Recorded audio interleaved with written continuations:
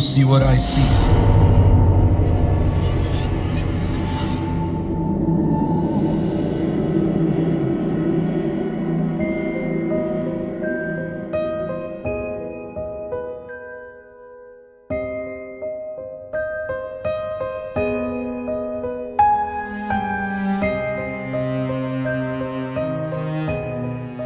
Halo, Assalamualaikum para pendengar setia podcast Do You See What I See. Pada kesempatan kali ini, saya ingin berbagi cerita salah satu pengalaman horor yang sebenarnya di sini saya nggak lihat secara langsung ya. Yang lihat itu salah dua rekan kerja saya. Sedangkan saya sendiri berada di tempat kejadian, tapi nggak ngerasain sama sekali gitu. Jadi cuman bingung pas teman-teman itu pada berlarian, pada ketakutan dan kebingungan. Mereka nih ngelihat apa gitu. Cuman itu aja sih. Baiklah, tanpa berlama-lama. Jadi gini ceritanya. Pada waktu itu, salah satu rekan kerja saya, kita sebut aja dia Mbak Wi.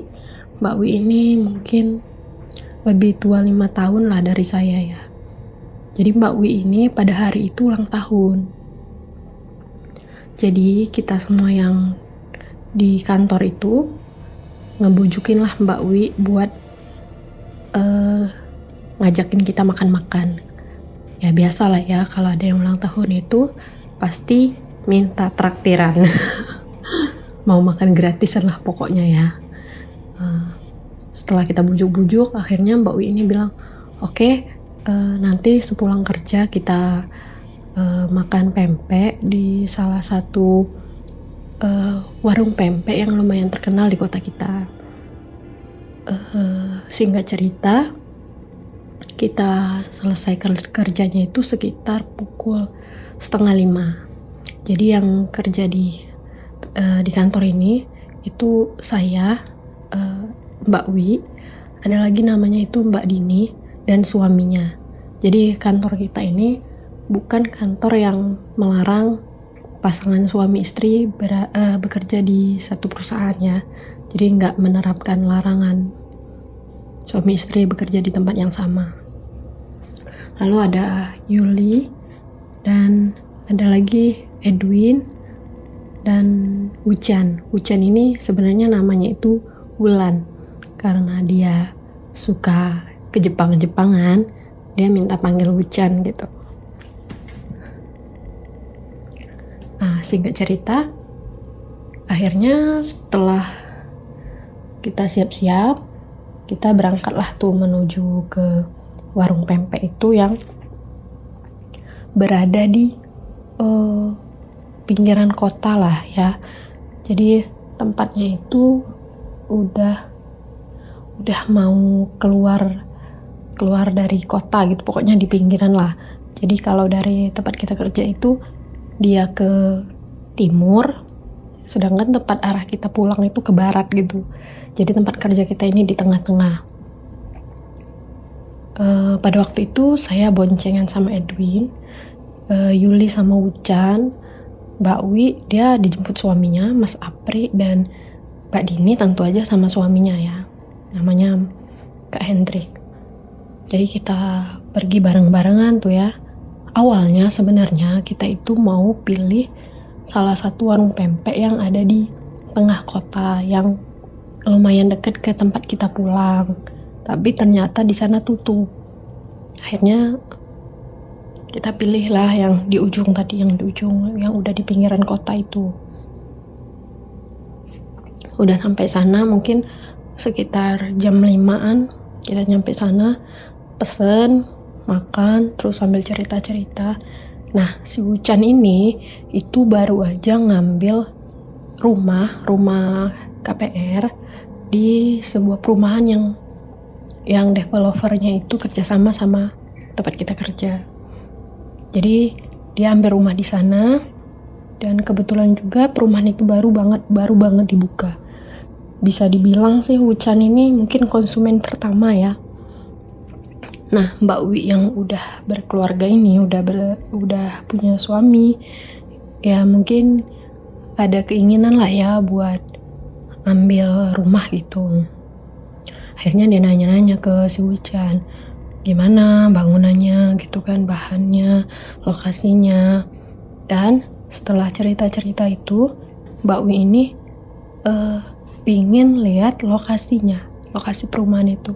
Sekalian nanti pas pulang gitu bareng-bareng lah nganter si Wulan ini, karena memang kebetulan searah walaupun agak keluar jalur sedikit, searah. Dan karena perumahannya baru dibuka itu masih lumayan sepi tepatnya, jadi sekalian nganter lah gitu. Setelah kita selesai makan, akhirnya kita mau bubar nih, mau pulang. Dan itu mungkin udah 5:30, lupa lah, pokoknya udah hampir maghrib mungkin, tapi belum azan. Nah, Mbak Dini ini pamit duluan sama suaminya, sama Kak Hendrik ini, karena mereka masih ada kerjaan lah gitu ya. Terus Edwin juga yang membonceng saya tadi, dia juga pamit nih, nggak bisa antar saya karena dia juga masih ada kerjaan lain. Akhirnya saya tuh awalnya mau nunggu ojek ya. Pada saat itu belum ada ojek online di kota kami, jadi belum bisa pesan-pesan ojek. Jadi kita mau nyari ojek di pangkalan. Tapi karena itu daerahnya di pinggiran kota, nyari ojek jam segitu pun udah lumayan sulit. Akhirnya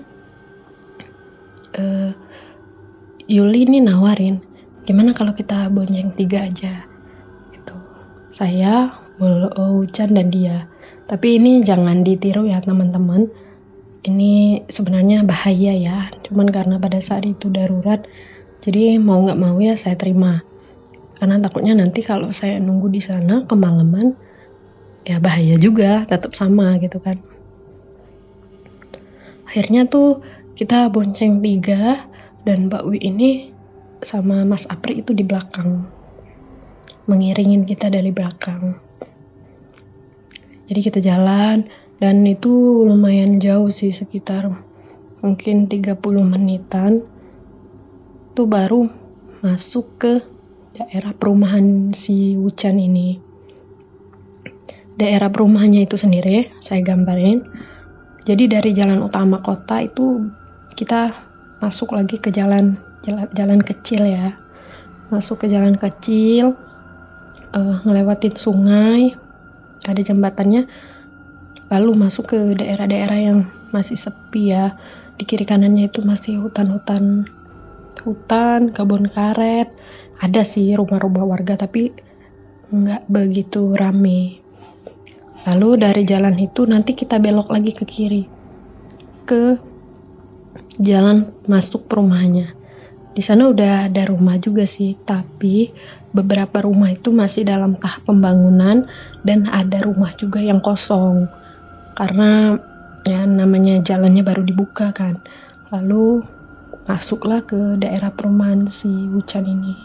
Daerah perumahannya ini di awal itu di sebelah kiri ada 2 rumah contoh, lalu ada jalan lurus, belok ke kiri, itu baru ada beberapa rumah, salah satunya rumah si Wuchan, dan jalannya itu masih jalan tanah.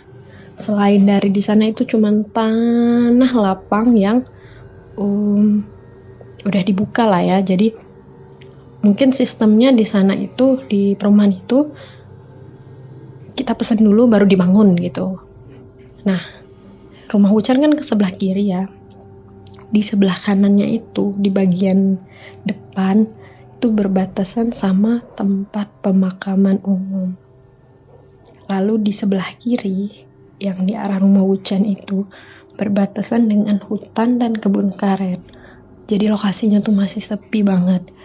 Dan saat kita nyampe ke sana itu pas banget azan maghrib. Lalu kita stop di sebelum rumah contoh ya.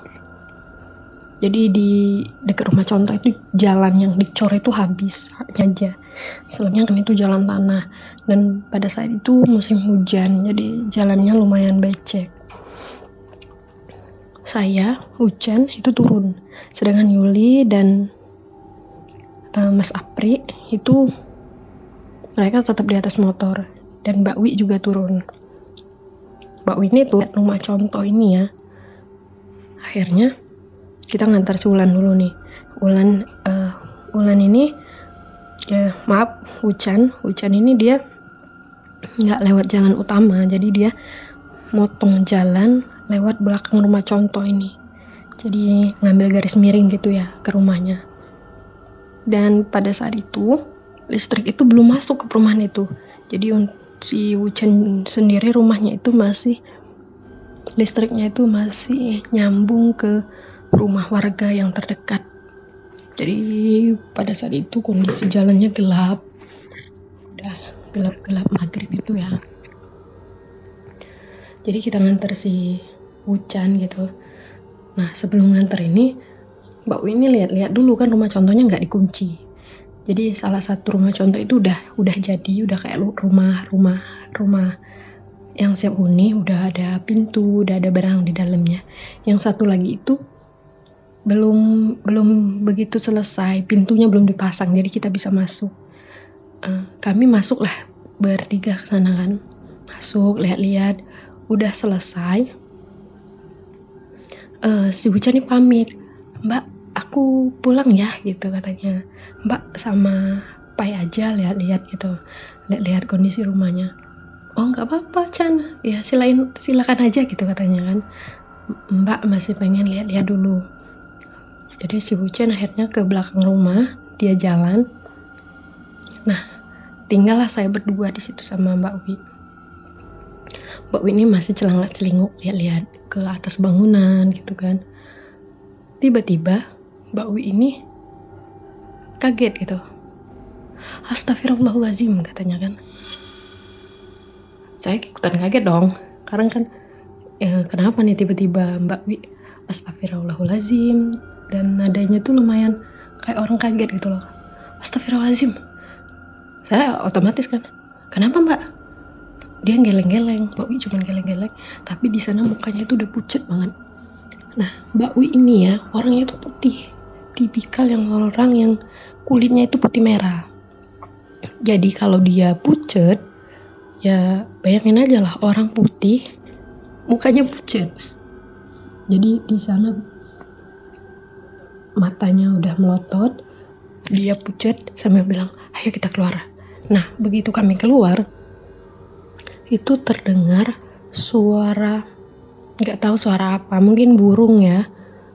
Dan ternyata kita semua itu dengar, kita semua dengar, termasuk Yuli, termasuk Hujan, itu dengar semua. Setelah kami menceritakan ini di tempat kerja, itu suaranya kayak orang ketawa ngakak.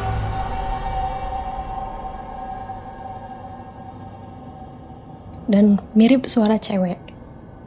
Tapi itu katanya burung sih. Saya nggak tahu ya. Saya juga nggak terlalu jelas dengarnya, tapi saya dengar. Akhirnya Mbak Wi narik saya keluar sambil lari. Dan dia langsung bilang, Mas Apri, putar motor, kita pulang gitu.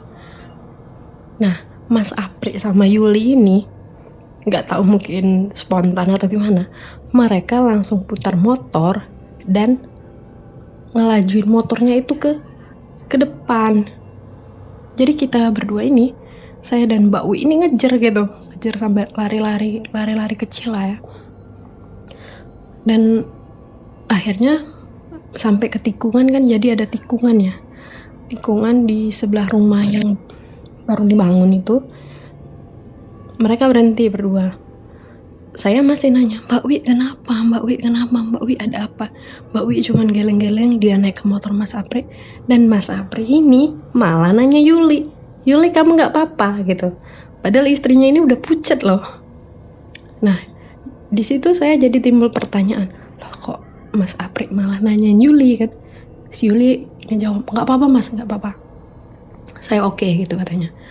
Yang penting Mbak Wi aja dulu. Kita pulang gitu. Udah kami udah naik. Akhirnya kita jalan tuh beriringan. Dan Mbak Wi itu dia posisinya duduk nyamping, duduk cewek, nyender ke Mas Apri sambil gimana ya? Kedua tangannya ini mengepal di depan dada, kayak orang menggigil gitu loh. Sambil kepalanya disenderin ke badannya Mas Apri gitu kan. Saya terus tanyain, Mbak Wi kenapa? Mbak Wi ada apa gitu? Nanti katanya, nanti. Dan sesekali matanya itu masih ngelirik ke belakang gitu, kayak orang ketakutan yang seakan-akan dia itu merasa diikutin gitu loh. Akhirnya kita keluar dari jalan perumahan itu, masuk ke jalan kecil yang tadi. Nah, udah lewat jembatan, udah melewati sungai tadi, baru Mbak Wi cerita. Tadi saya lihat makhluk yang tinggi banget, gede, dan badannya itu berbulu. Mbak Wi nggak lihat mukanya ya, karena katanya itu setinggi atap rumah. Jadi Mbak Wi kan waktu itu lagi lihat ke atas gitu loh, ngelihat posisi tinggi bangunannya ya. Nah itu Mbak Wi ngelihat makhluk itu di sudut lagi ngebelakangin dia. Dan begitu Mbak Wi astagfirullahaladzim ngucap tadi, makhluk itu kayak berlari ke arah Mbak Wi dan itu nyenggol dia. Seperti mau nabrak tapi nggak kena, jadi cuma nyenggol dikit aja. Nah disitulah kata Mbak Wi, badannya langsung dingin, menggigil, dan dia langsung ngajak saya pergi. Sedangkan si Yuli tadi kan begitu disuruh putar motor, dia langsung ngelajuin motornya itu karena dia ngelihat di ujung jalan itu, jadi kan tembak lurus kan jalannya, jalan hutan, di sana ada 3 sosok. 3 sosok ini sepertinya katanya itu sebuah keluarga kecil. Jadi ada seorang lelaki, seorang wanita dewasa, dan seorang anak kecil. Tapi ketiganya ini berdarah-darah. Dan Yuli bisa nyium aroma yang sangat amis dari ketiga sosok tersebut. Dan kenapa Mas Apri ini malah nanyain Yuli? Ternyata dulunya mereka ini sesirkel gitu, tetanggaan. Mbak Wi, Yuli, Mas Apri itu tetanggaan. Dan Yuli ini sering dan mudah banget kesurupan. Makanya dia itu sensitif ya. Ngeliat yang gitu tuh mudah gitu, bisa. Dan mudah kesurupan juga. Makanya Mas Apri ini lebih mengkhawatirkan Yuli daripada Mbak Wi sendiri, istrinya. Karena ya bayangin aja kalau dia kesurupan di sana, kita bisa apa gitu kan. Saya sendiri pada waktu itu nggak bisa bawa motor dan di sana sepi gitu. Makanya yang lebih dikhawatirkan Mas Apri pada waktu itu ya si Yuli. Jadi akhirnya kita keluar, udah nyampe jalan besar, jalan utama kota. Nah di situ kan arah rumah saya lurus aja. Kalau Mas Apri sama Mbak Wi itu ke kiri. Akhirnya kita tanyain, gimana nih Mbak Wi, oke nggak? Kalau nggak oke ya kita anterin dulu lah gitu.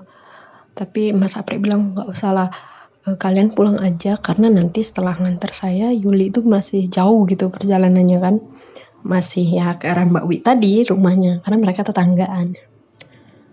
Akhirnya mereka pulang, saya diantar Yuli gitu. Yuli bilang, sebenarnya sih Mbak, saya pas udah dari nyampe tadi udah ngerasa nggak enak gitu kan, mana waktu azan, tempatnya sepi gitu kan. Orang sholat kok kita masih di luar rumah gitu katanya. Pokoknya kita cerita-cerita sepanjang jalan, masih kita bahas apa yang kita lihat tadi. Selain seram, saya ada lucunya juga karena waktu itu Yuli bilang, saya spontan loh mbak ninggalin kamu gitu kan. Untuk dipanggil, kalau nggak dipanggil ya udah saya tinggalin langsung gitu katanya. Akhirnya saya nyampe rumah, Yuli pulang, malam itu berlangsung dan lewat tanpa ada cerita lagi ya, habis. Sampai besok paginya nih kita ngumpul, udah nyampe ke kantor semua. Dan cerita itu diceritain lagi nih, kita bahas lagi ya. Kita bahas lagi. Dan si Bucan ini ngomong gitu, aku sempet sih dengar suara burung itu yang kayak orang ketawa. Dan aku masih ngelihat itu Mbak Wi sama Pai lari tunggang langgang. Aku sempet bingung, ini kenapa 2 orang gitu katanya kan. Nah ternyata setelah kami cerita-cerita, mungkin juga Mbak Wi ini ditampakkan sosok itu karena pada saat itu Mbak Wi ini lagi datang bulan. Mungkin ya kecium ya sama mereka gitu. Nah akhirnya ya kita cerita-cerita, kita bahas-bahas lah sampai beberapa hari cerita itu. Jadi pesan dari cerita ini teman-teman, kalau udah mau maghrib tuh cepet-cepet deh pulang ke rumah, udah nggak usah keluyuran lagi lah, apalagi kita dalam keadaan maaf seperti Mbak Wi tadi ya, terutama cewek. Mending balik ke rumah walaupun nggak sholat, yang penting kalau udah maghrib tuh balik ke rumah, jangan lagi di luar rumah. Mungkin sekian cerita dari saya, semoga menghibur teman-teman. Kalau ada salah kata, salah ucap, atau belibet dalam penyampaian dan kurang seram, saya mohon maaf ya teman-teman. Assalamualaikum.